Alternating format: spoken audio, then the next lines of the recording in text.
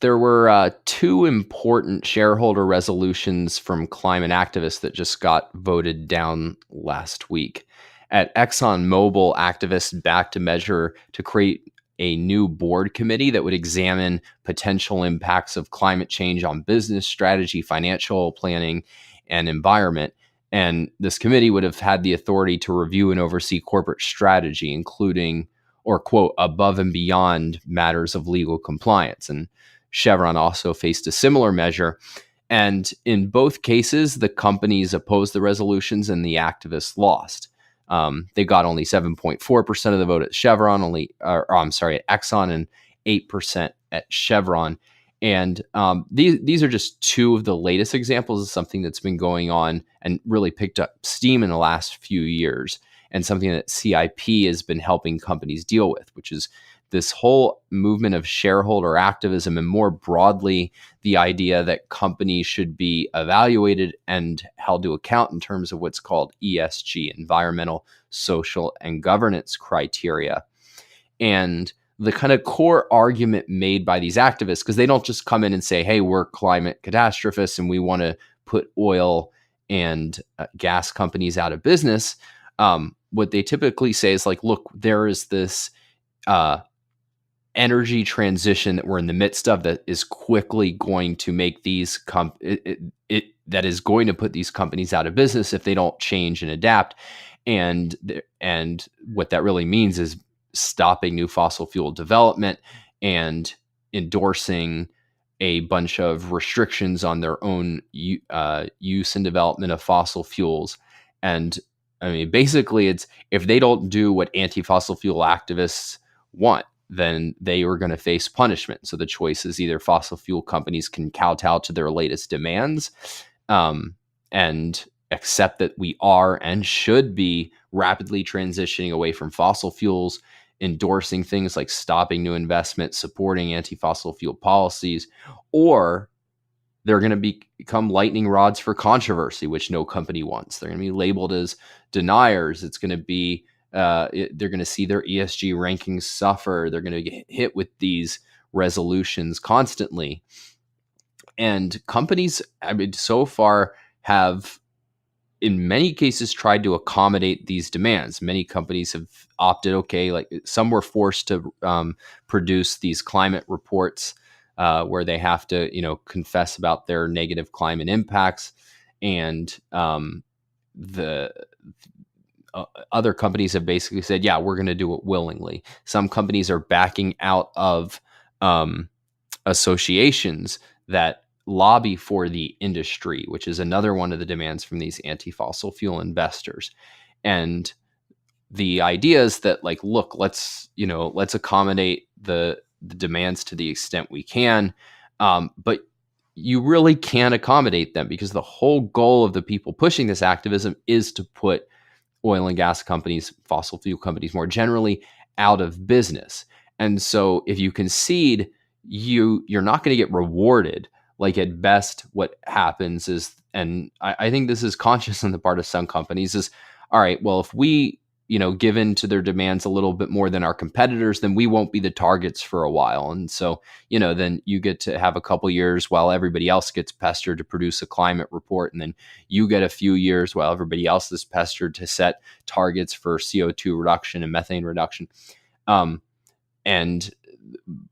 what more generally happens is it emboldens the opposition, because the more that you concede that, yes, we should be restricting our CO2, then the more that they'll just point out that what you're claiming to do is not even close to what needs to be done.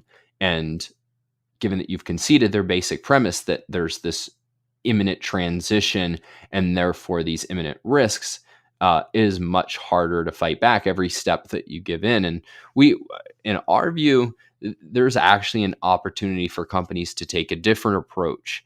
And I mean, the details, can differ from company to company, but the essential idea is to recognize that the world is choosing oil and gas because of its superiority to meet their needs, and that any attempt to reduce CO2, to the extent that you as a company think that is an important goal that you want to support, should and likely will happen in a way that is consistent with human progress rather than demands human regress. And that viewed in that way, far from rapidly transitioning away from oil and gas, that like the world is and should continue to use them for decades and should be free to do so for decades because it is vital to their well-being. And claims to the contrary inevitably only look at the exaggerated negative impacts of fossil fuels instead of their full impact. And so what we think companies need to do is develop messaging and reporting that gives people the full impact, including the vital necessity and superiority of fossil fuels. And then if they do that, then I think companies can address the legitimate concerns of shareholders who do wonder about the future of the industry, and they can weaken the influence of anti-fossil fuel shareholder activists pretending to care about the health of these companies when really they're trying to destroy the health of these companies. Steffen, how I don't know how closely you followed these stories, but what are your thoughts? I found interesting that some of the companies that were sort of attacked by this minority shareholder proposals actually were able to argue to the Securities and Exchange Commission that they should be able to block this kind of shareholder activism because it micromanages the company, right? So the shareholders are supposed to have the strategic interest of the company in mind and their own strategic interest, of course, as owners. And so, but they are not supposed to interfere with what management does in any kind of detail. And this is certainly one of these cases where you could argue that.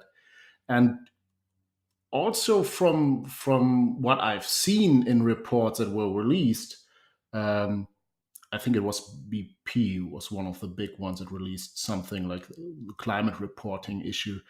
Um, what happens then is in their reporting they will say, "Oh yeah, we are obligated to report on our, like the threat level to our assets and so on." And the activists, of course, want to find that the company acknowledging some risk of stranded assets, devaluing their shares or something like that. But they are then finding, okay, look, our natural gas assets and oil assets are vital to the world. Billions of people depend on that, and we don't see like big action, even if there's significant action by governments to restrain that. We still see our growth potential. Now, whether that's just made up stuff that they put into their projections or not, but I mean, at least in this reporting, they start to think about, yeah, we are valuable, and we produce valuable commodities that keep a lot of humans alive, and this is important, and that's why we think we do grow. And I think they need to realize that they should grow, right? They should grow these assets that are life giving and not life destroying resources.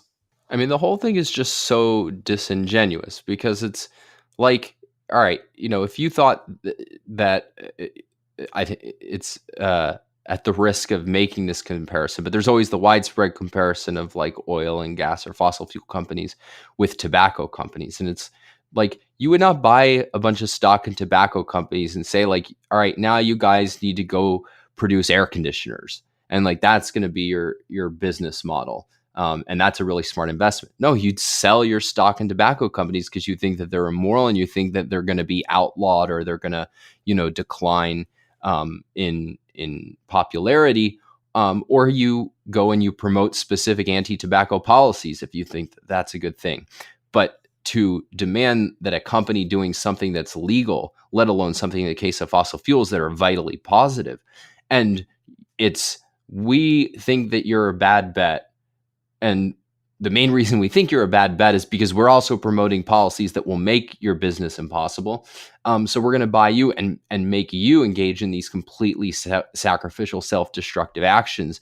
I mean, I'll compliment them and say it's clever, but it is so dishonest and it's so destructive to actual shareholders who actually value what these companies are producing. That I think there's a real question here about like, is there a problem with just our general approach to ownership and the kind of powers that shareholders have? that you could even do this, that you could take a company that's producing something good and for completely ideological reasons, make it impossible for them to function.